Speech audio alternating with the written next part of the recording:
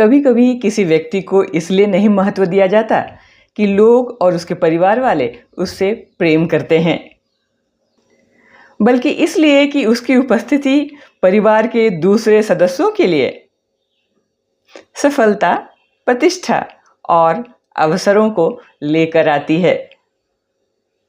ऐसे ही यह महिला अपने पूरे परिवार के लिए एक गुड लक चार्म बन गई थी। उसे लोग अपने पास तो रखना चाहते थे, लेकिन उसे किसी भी तरह के भावनात्मक, मानसिक या मनोवैज्ञानिक किसी भी तरह का सहारा नहीं देना चाहते थे। उसे उम्मीद की जाती थी कि वह अपने सारे प्रॉब्लम्स खुद सॉल्व करे और उसकी दृढ़ता और मजबूती को टेकन फॉर ग्रांटेड ले लिया गया था। वह अपने फैमिली, फ्रेंड्स, ग्रुप्स और सोशल सर्कल्स में उसे एक ट्रॉफी की तरह फ्लॉन्ट करता था, लेकिन अपनी निजी जिंदगी में उसे स्कैर्सिटी माइंड में रखना, भय और असुरक्षा में बांधना रोज का काम था। वह उसकी कमियों को बढ़ा चढ़ाकर दिखाता और लोगों के सामने फ्लॉन्ट करता कि कैसे वह उस पर डोमिनेट करता है और वह हमेशा चुप रह जाती है। कोई रिटेलिएशन नहीं होता उसके सामने।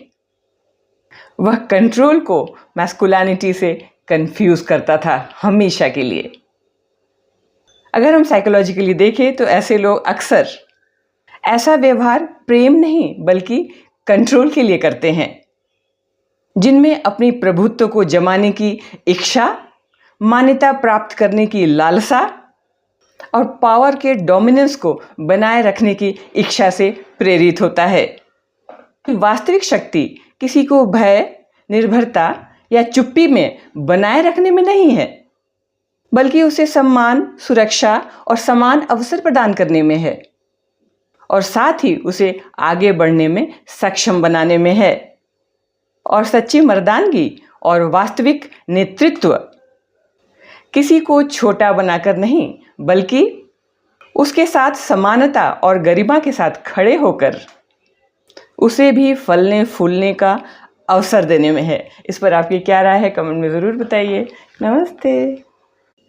कभी कभी किसी व्यक्ति को इसलिए नहीं महत्व दिया जाता कि लोग और उसके परिवार वाले उससे प्रेम करते हैं, बल्कि इसलिए कि उसकी उपस्थिति परिवार के दूसरे सदस्यों के लिए सफलता, प्रतिष्ठा और अवसरों को लेकर आती है। ऐसे ही यह महिला अपने पूरे परिवार के लिए एक